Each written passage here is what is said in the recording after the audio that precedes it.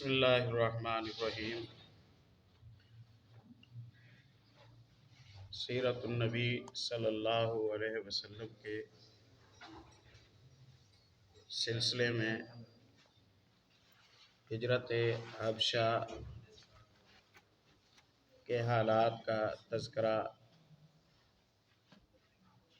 पिछली क्लास में हुआ था। अहले इस्लाम की शिकायत नजाशी रहमतुल्लाह अलैह के दरबार में पहुंचाई गई। नजाशी ने इन लोगों को बुलवाया, दोनों फरीक़ों की गुफ्तगू सुनी और वो अहले इस्लाम की बात से मुतमईन हो गया। यूँ उसने हुक्म दिया कि अहले मक्का के जो नुमाइंदे हैं उनके तोहफ़े वापस करके उन्हें रवाना कर दिया जाए। लेकिन अम्र इब्न आस रज़ी अल्लाह ताला अन्हु जो उस वक्त मुशरिकीन मक्का के नुमाइंदे और सफ़ीर के तौर पर नजाशी के पास अहले इस्लाम की शिकायत लेके गए थे, उन्होंने अगले दिन फिर दरबार में हाज़री की इजाज़त मांगी कि एक ख़ास बात है, आपसे कहनी है। दोबारा इजाज़त मिल गई। मुसन्निफ़ फरमाते हैं, अगला दिन आया तो अम्र इब्न आस ने नजाशी से कहा, ए बादशाह, ये लोग ईसा इब्न मरियम अलैहिस्सलातु वस्सलाम के बारे में एक बड़ी बात कहते हैं। इस पर नजाशी ने मुसलमानों को फिर बुलाया। वो पूछना चाहता था कि हज़रत ईसा अलैहिस्सलातु वस्सलाम के बारे में मुसलमान क्या कहते हैं। इस दफ़ा मुसलमानों को घबराहट हुई, लेकिन उन्होंने तय किया कि सच ही बोलेंगे, नतीजा खा कुछ भी हो। चुनाचे जब मुसलमान नजाशी के दरबार में हाज़िर हुए और उसने सवाल किया तो सैयदना जाफ़र रज़ी अल्लाह ताला अन्हु ने फरमाया, हम ईसा अलैहिस्सलातु वस्सलाम के बारे में वही बात कहते हैं जो हमारे नबी सल्लल्लाहु अलैहि वसल्लम लेकर आए हैं, यानी हज़रत ईसा अल्लाह के बंदे, उसके रसूल, उसकी रूह और उसका वो कलमा है जिसे अल्लाह ने कमारी पाक दामन मरियम अलैहिस्सलातु वस्सलाम की तरफ इल्क़ा किया। इस पर नजाशी ने ज़मीन से एक तिनका उठाया और बोला, खुदा की कसम, जो कुछ तुमने कहा सैयदना ईसा अलैहिस्सलातु वस्सलाम इससे एक तिनके के बराबर भी बढ़कर न थे। इस पर बितरीकों ने ऊँ इनकार की आवाज़ उठाई। नजाशी ने कहा, अगरचे तुम ऊँ क्यों ना कहो, बात इसी तरह ही है। इसके बाद नजाशी ने मुसलमानों से कहा, जाओ तुम मेरे कलमरू में, कलमरू कलम का चलना, मेरा कलम जहाँ तक चलता है, यानी मेरा हुक्म जहाँ तक चलता है, यानी मेरी सल्तनत में अमनो अमान से हो। जो तुम्हें गाली देगा उस पर तावान लगाया जाएगा। मुझे गवारा नहीं कि तुम में से किसी आदमी को सताऊं और इसके बदले मुझे सोने का पहाड़ मिल जाए। सुभान अल्लाह। यहाँ ठहर कर बहुत सारी बातें प्यारे भाइयों काबिल गौर हैं। सीरतुन नबी सल्लल्लाहु अलैहि वसल्लम का सबक पढ़ने में हमारे पेश नज़र भी बुनियादी तौर पर महज एक किस्सा सुनना नहीं है। पहली बात तो वही जो पिछले सबक में हुई थी کہ ایک مسلمان نظریاتی طور پر مستعد مسلمان ہوتا تھا، شعوری مسلمان ہوتا تھا، اسے اپنے اسلام کے مفادات سے متعلق پورا علم ہوتا تھا، پورا علم ہوتا تھا۔ وہ آج کل کی طرح بس نام کا مسلمان نہیں ہوتا تھا، اسے اسلام نے کیا دیا اسے اس بات کا علم تھا۔ اس لیے نہ تو پچھلے دن کی ملاقات میں کوئی پیشگی تقریر تیار کی تھی کہ جو دربار میں اسلام کی حقانیت میں کرنی ہو، نہ آج ہی انہیں علم تھا کہ ہم سے بادشاہ نے کیا سوال کرنا ہے، لیکن پچھلی بات بھی اور یہ بات بھی فی البدی اتنے عمدہ انداز سے کہی گئی کہ یوں سمجھیے کہ پورا دربار ہی لوٹ لیا گیا، بادشاہ کو متاثر کرائے۔ اور یہی کچھ ہوا تھا جب پیارے نبی صلی اللہ علیہ وسلم نے شاہ مصر کی طرف سیدنا حاتب ابن ابی بلتہ کو بھیجا، خط دے کر بھیجا، اسلام کا دعوت نامہ۔ مصر پہنچے تو معلوم ہوا کہ وہ اسکندریہ گئے ہوئے ہیں، تو یہ وہاں پہنچ گئے۔ وہاں خیر دربار میں انہوں نے رسول اللہ صلی اللہ علیہ وسلم کا خط پیش کیا۔ شاہ مصر نے حالات پوچھے، حاتب نے تفصیلات بتائی۔ شاہ مصر بھی عیسائیوں کا عیسائی مذہب پر تھا، اور شاہ مصر نے ایک اعتراض کیا۔ اس نے کہا حاتب آپ کہتے ہیں کہ آپ کے وہ صاحب جنہوں نے نبوت کا دعویٰ کیا ہے اللہ والے ہیں، آخری نبی ہیں، اللہ کے پیارے ہیں، پھر آپ کہتے ہیں کہ قوم نے ستایا حتیٰ کہ انہیں وطن چھوڑنا پڑا اور وہ اب مدینے میں جا بسے ہوئے ہیں۔ تو اللہ والے تھے اور اللہ کے پیارے تھے تو اللہ سے دعا کرتے کہ اے اللہ یہ لوگ مجھے ستا رہے ہیں، انہیں تکلیف دے، ان سے مجھے نجات دے، اللہ نجات دے دیتا۔ پیاروں کی تو بات سنی جاتی ہے، تو آپ کے نبی نے یہ نسخہ کیوں نہیں اپنایا؟ اب دربار میں ایک عام آدمی، ایک عام مسلمان سے یہ سوال کیا جا رہا ہے، وہ مناظرے کے لیے نہیں گیا، تو خط پہنچانے گیا ہے۔ اسے نہیں معلوم کہ کس طرح کا سوال اس کے سامنے آئے گا، اور سوال بھی خوفناک ہے، حاضرین اور دربار کے وزراء کے سامنے یہ سوال ہے۔ سیدنا حاتب ابن ابی بلتہ رضی اللہ تعالیٰ عنہ نے فی البدیہہ جواب دیا کہ میں آپ سے ایک سوال کرتا ہوں، آپ مجھے اس کا جواب دے دیں تو میرا خیال ہے کہ آپ کے سوال کا جواب اسی جواب میں ہوگا۔ کہا کیا سوال کرتے ہو؟ کہا آپ عیسیٰ علیہ السلام کو اللہ کا بیٹا، ثالث ثلاثہ اور اللہ کہتے ہیں؟ کہا ہاں کہتا ہوں۔ کہا پھر آپ کا کہنا ہے کہ عیسیٰ علیہ السلام کے دشمن یہودی تھے؟ کہتے ہیں ہاں کہتا ہوں۔ پھر آپ کا کہنا ہے کہ یہودیوں نے عیسیٰ علیہ السلام کو سولی پر لٹکا دیا؟ آپ کہتے ہیں ہاں کہتا ہوں۔ آپ کہتے ہیں نا کہ عیسیٰ علیہ السلام سولی چڑھ گئے اور ہمارے گناہوں کا ایڈوانس کفارہ یعنی سزا بھگت کے اپنی امت کو بخشوا گئے؟ آپ کہتے ہیں نا؟ کہا ہاں کہتا ہوں۔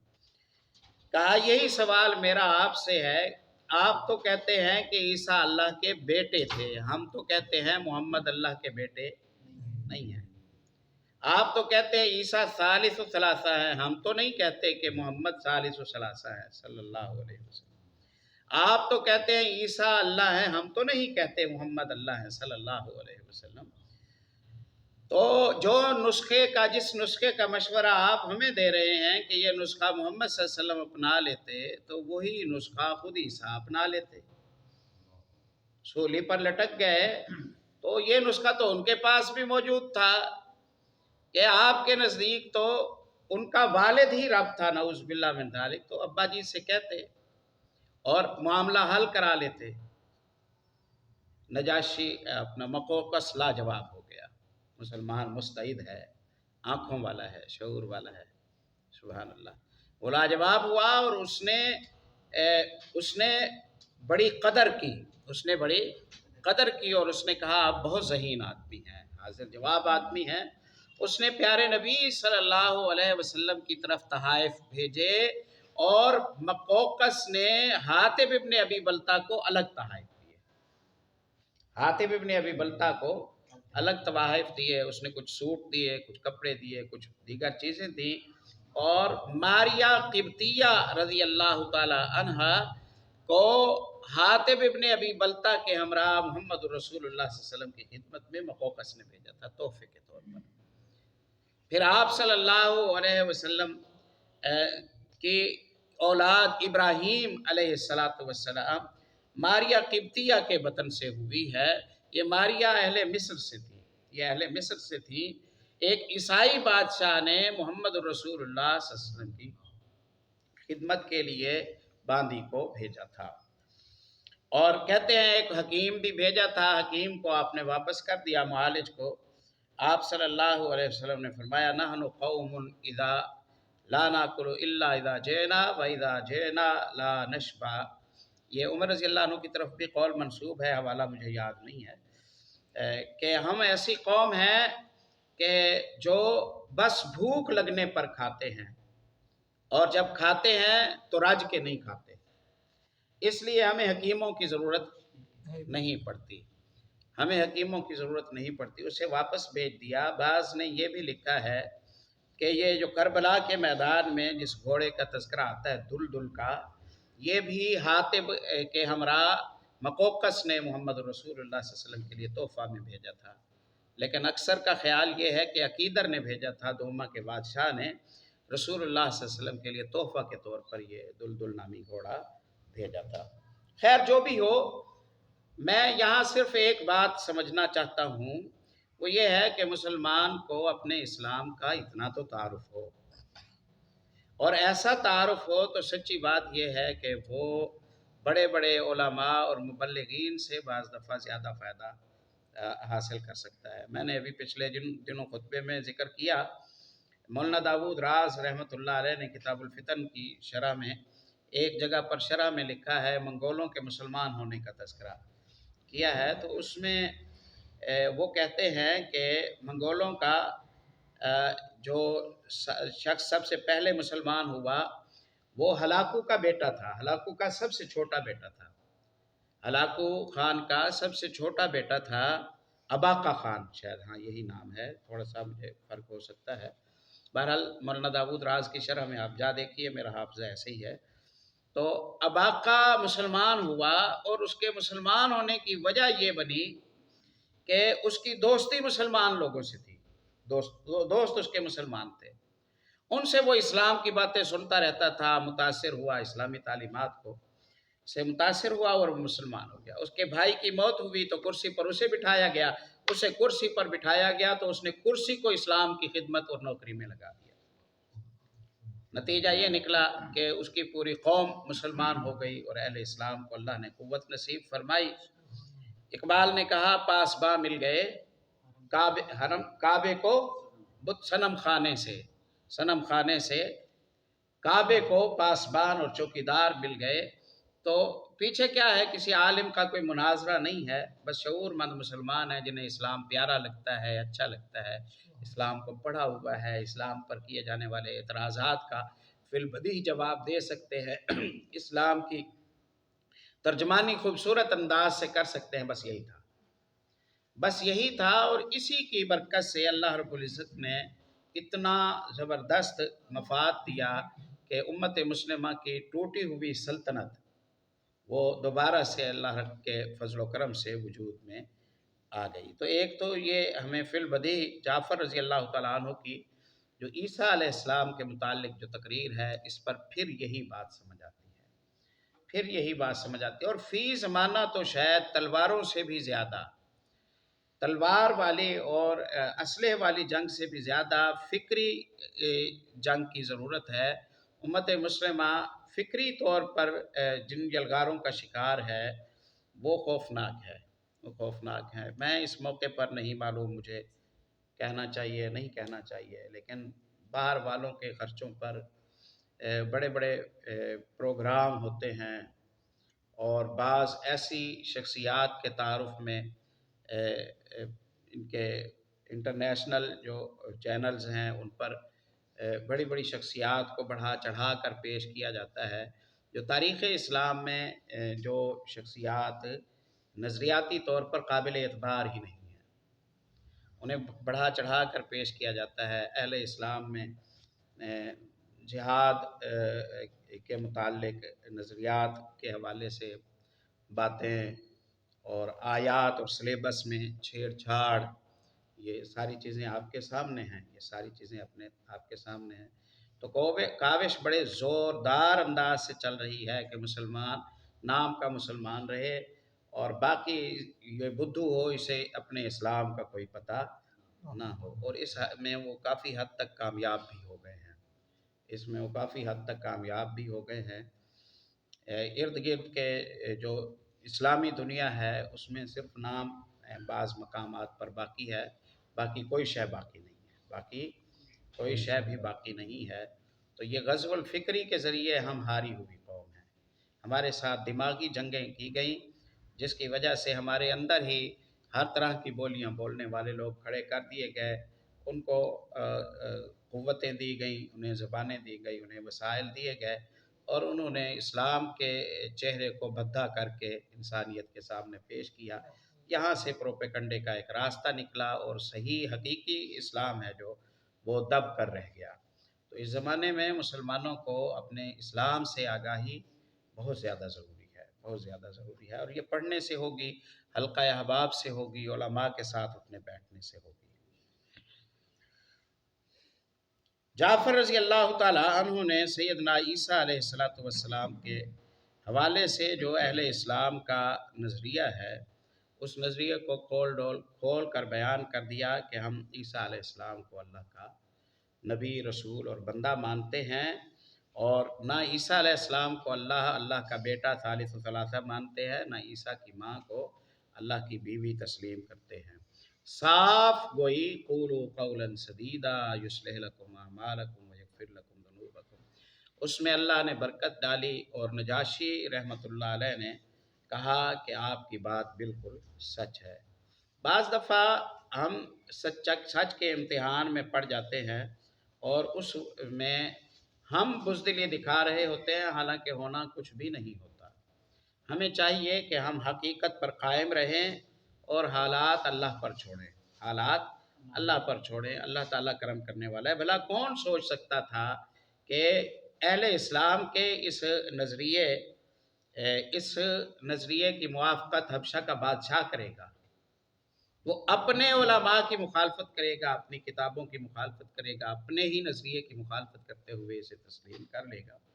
بہرحال اس پر پہلے بات ہو چکی ہے کہ اہل کتاب کو، یہود و نصارہ کو محمد صلی اللہ علیہ وسلم کی پہچان تو ہو گئی تھی، کوئی کرسی بچانے کے لیے اپنے دین کے ساتھ وابستہ رہا، اور کوئی اناء بچانے کے لیے وابستہ رہا، اور کوئی تکبر کی وجہ سے اور کوئی حسد اور بغض کی وجہ سے اپنے دین پر قائم رہا۔ اندر سے روشنی سب کو تھی کہ محمد صلی اللہ علیہ وسلم اللہ کے سچے رسول ہیں۔ ایک بات اور ہمیں سمجھ آتی ہے کہ ابو سفیان عمرو بن عاص رضی اللہ تعالیٰ عنہ نے ایک ہتھیار استعمال کیا ہے، ایک ہتھیار استعمال کیا۔ جب ان کی دال نہ گلی تو انہوں نے ایک ہتھیار استعمال کیا، آج کی زبان میں سیاسی ہتھیار اس نے استعمال کیا۔ اس نے اپنی جنگ نجاشی کے سر ڈالنے کی کوشش کی۔ جنگ تو اس کی تھی، تکلیف تو قریش مکہ کو تھی نا اہل اسلام سے، لیکن جا کے اس نے کہا کہ عیسیٰ علیہ السلام کے بارے میں یہ توہین آمیز باتیں کرتے ہیں۔ اور بندہ پوچھے، آپ عیسیٰ علیہ السلام کے بارے میں وہی عقیدہ رکھتے ہیں جو عیسائیوں کا ہے؟ آپ بھی تو نہیں رکھتے ہیں نا۔ لیکن مسلمانوں کے خلاف ابھارنے کے لیے اس نے یہ جو موقع تھا اس کو اس نے اپنانے کی کوشش کی۔ مشرکین بہرحال ان کا یہ عمل جائز ناجائز سے ہٹ کر ہم بہرحال اہل اسلام کو یہ پیغام دیتے ہیں کہ آپ کا شعبہ سائنس کا ہے تو سائنس کو اسلام کی خدمت میں شامل کر لیں، آپ کا شعبہ کمپیوٹر کا ہے تو اسے طب کا ہے تو اسے اسلام کی خدمت میں، گویا جہاں آپ ہیں وہاں آپ اسلام کے چوکیدار ساتھ ہیں، وہاں آپ اسلام کے مدافع، نظریہ اسلام کے مدافع ساتھ ہوں۔ یہ بھی پتہ چلا۔ انہیں دیکھیے کہ وہ جب ان کی اپنی بات نہ چلی تو نجاشی کو ابھارنے کے لیے انہوں نے کوشش کی۔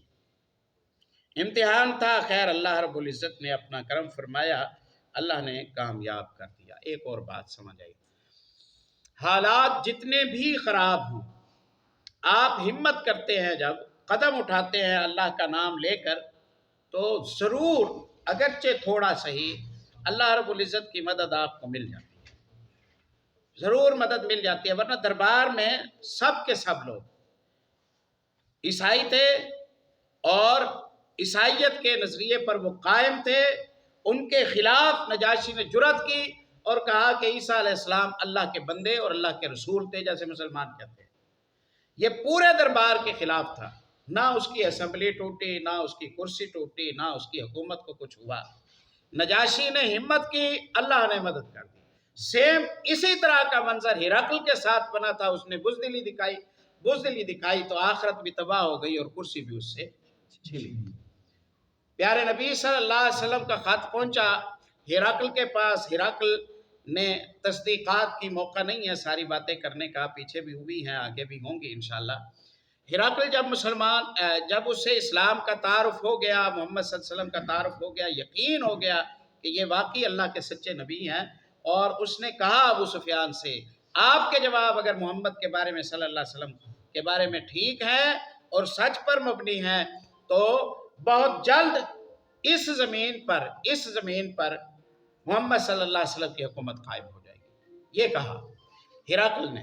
اب اسے اتنا یقین تھا کہ محمد صلی اللہ علیہ وسلم غالب آ کے رہیں گے، اور اس نے کہا کہ اگر مجھے راستے کے خطرات کا ڈر نہ ہوتا تو میں یہیں سے مدینے جاتا اور محمد صلی اللہ علیہ وسلم کے پیر دھوتا، ان کی غلامی میں آ جاتا، میں حکومت چھوڑ دیتا۔ یہ ہرقل نے کہا۔ اتنی تو اسے پہچان ہو گئی، لو کنت عنده لغسلت عن قدمیہ، میں ان کے پاس ہوتا تو میں پیر دھوتا۔ یہ باتیں کہہ رہا ہے۔ اس نے بلایا دربار میں، سارے لوگوں کو بلایا اور اپنے کمرے میں چلا گیا۔ جب سارا محل آ گیا، اس نے چوکیداروں سے کہا کہ دروازے بند کر، تالے لگا دیے گئے۔ ابو سفیان کہتے ہیں کہ ہمیں بعد میں نکالا گیا۔ پھر اس نے کہا عیسائیوں، میں تمہیں مشورہ دیتا ہوں کہ کامیابی کا فیصلہ کرو، دنیا اور آخرت کی کامیابی کا فیصلہ کرو، اور تمہاری حکومت قائم ہو جائے گی اور اس کو کوئی زوال نہیں آئے گا۔ انہوں نے کہا ہاں حکم کریں، ہم تابع ہیں۔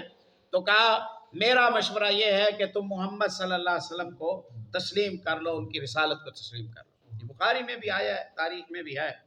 میرا مشورہ یہ ہے کہ تم مسلمان ہو جاؤ۔ ہرقل نے یہ کہا۔ فہاسو، انہوں نے ایسے چلانا شروع کر دیا جیسے گدھے چنگاڑتے ہیں۔ محل میں شور ہو گیا، وہ ڈر گیا۔ محل میں شور ہوا، وہ ڈر گیا اور ڈرا، اور اس نے کہا نہیں حوصلہ کرو حوصلہ۔ وہ دروازوں کی طرف دوڑے، دروازے آگے سے بند تھے۔ تو وہاں ایک ہنگامہ کھڑا ہو گیا۔ تو ہرقل نے کہا کہ نہیں میں تو تمہارے ایمان کا امتحان لے رہا تھا کہ کہیں ڈاوا ڈول نہ ہو جاؤ، نہیں میں ویسے مذاق کر رہا تھا، یا میں بس تمہارا امتحان لے رہا تھا۔ وہ آپ خوش ہو گئے، انہوں نے ہرقل کو سجدہ کیا، اپنے پرانے دین پر ٹھہر گئے، مسلمان وہ نہ ہوئے۔ ہرقل نے بزدلی دکھائی اور ہرقل اپنی کرسی سے بھی ہاتھ دھو بیٹھا، اور نجاشی نے ایمان کی قوت دکھائی، اللہ نے کرسی بھی بچا دی، اللہ نے آخرت بھی محفوظ فرما دی۔ تو بعض دفعہ ایسا ہوتا ہے کہ بہت رش لگا ہوا ہوتا ہے گمراہیوں کا، لیکن آپ اگر حق کی بات پر کھڑے ہو جاتے ہیں تو اللہ آپ کی مدد کرتا ہے۔ لیکن اس کے لیے ضروری ہے کہ آپ کا موقف ٹھیک ہو، تاکہ اللہ کی مدد نہ رکے۔ اس کے بعد نجاشی، اچھا یہ تو ہو گیا۔ اس کے بعد اس نے اپنے حاشیہ نشینوں سے مخاطب ہو کر کہا، حاشیہ نشین یعنی وزراء سے اس نے مخاطب ہو کر کہا، ان دونوں کو ان کے ہدیے واپس کر دو، مجھے ان کی کوئی ضرورت نہیں۔ خدا کی قسم اللہ تعالیٰ نے جب مجھے میرا ملک واپس کیا تھا تو مجھ سے کوئی رشوت نہیں لی تھی کہ میں اس کی راہ میں رشوت لوں، نیز اللہ نے میرے بارے میں لوگوں کی بات قبول نہ کی تھی، میں اللہ کے باروں میں لوگوں کی بات قبول نہیں کروں گا۔ سبحان اللہ۔ ہم نے یہاں پیچھے اشارہ دیا تھا کہ کسی وقت میں اس کے آباء و اجداد کا جو تخت ہے وہ گرا دیا گیا تھا تو نجاشی کو دوبارہ ملا، جس پر وہ شکر ادا کرنا چاہتا ہے۔ مومنانہ شان یہ ہے کہ آپ کو اللہ رب العزت جب قوت دے، جب اختیار دے، تو آپ اللہ کے شکر گزار بندے رہیں۔ ام سلمہ ام المومنین رضی اللہ تعالی عنہ جنہوں نے اس واقعے کو بیان کیا، کہتی ہیں کہ اس کے بعد وہ دونوں اپنے ہدیے لیے بے آبرو ہو کر واپس چلے گئے، اور ہم نجاشی کے پاس ایک اچھے ملک میں اچھے پڑوسی کے زیر سایہ مقیم رہے۔ اللہ نے اپنا کرم فرما دیا۔ ابن اسحاق کی روایت ہے، یہ مورخ ہیں اور محدث بھی ہیں، امام محمد ابن اسحاق تاریخ پر انہوں نے کتاب لکھی ہے۔ دوسرے سیر نگاروں کا بیان ہے کہ نجاشی کے دربار میں حضرت عمرو بن عاص کی حاضری جنگ بدر کے بعد ہوئی۔ بعض لوگوں نے تطبیق یوں کی ہے، کیونکہ بدر تو بہت بعد ہوئی، اور بدر کے بعد کا جنہوں نے تذکرہ کیا ہے، اس کی وضاحت یہ کی ہے، صورت یہ ہے کہ حضرت عمرو بن عاص نجاشی کے دربار میں مسلمانوں کی واپسی کے لیے 2 مرتبہ گئے۔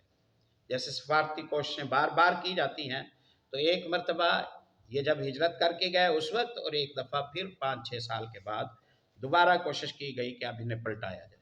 لیکن جنگ بدر کے بعد کی حاضری کے ضمن میں سیدنا جعفر اور نجاشی کے درمیان سوال و جواب کی جو تفصیلات بیان کی جاتی ہیں، وہ تقریباً وہی ہیں جو ابن اسحاق نے ہجرت حبشہ کے بعد کی حاضری کے سلسلے میں بیان کی ہیں۔ گویا صحیح یہ ہے کہ یہ ہجرت سے پہلے کا ہی واقعہ ہے۔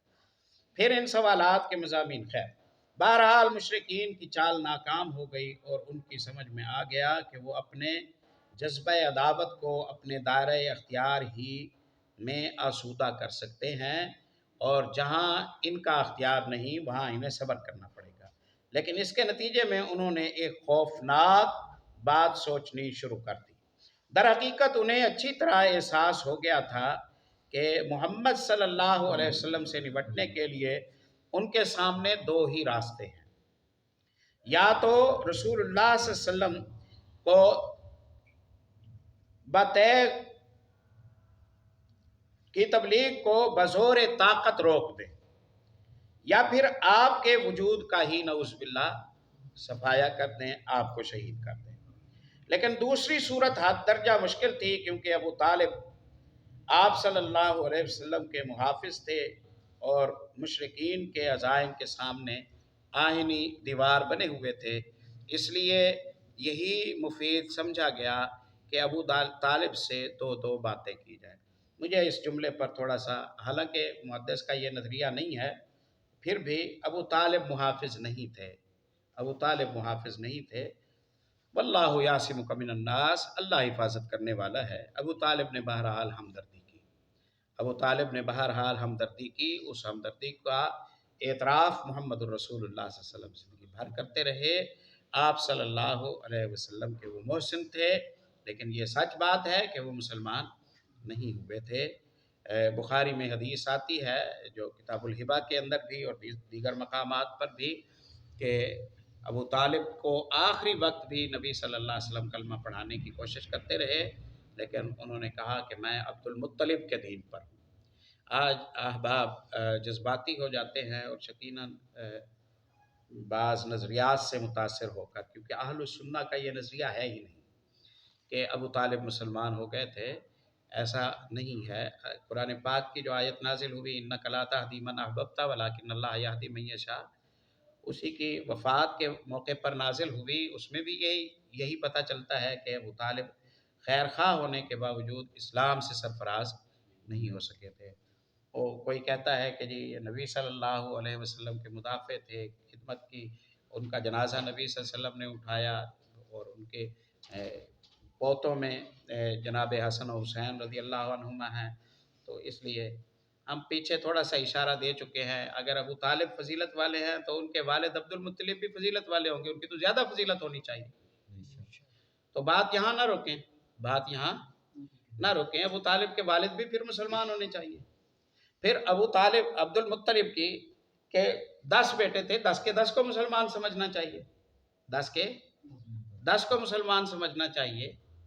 پھر ابو طالب کے بیٹے عقیل اور طالب کا نام، جن کی کہ جن کے نام پر کنیت ہے ابو طالب کی، ان کو بھی تو مسلمان کہنا چاہیے؟ نہیں، ابو طالب کی اصل یعنی عبد المطلب کو بھی وہ احباب مسلمان نہیں سمجھتے، اور ابو طالب کی فرع طالب کو بھی وہ مسلمان نہیں سمجھتے۔ تو نہیں، اسلام جو ہے وہ خونی رشتوں کے ساتھ اس کا تعلق نہیں ہے، ہدایت کے ساتھ اس کا تعلق ہے۔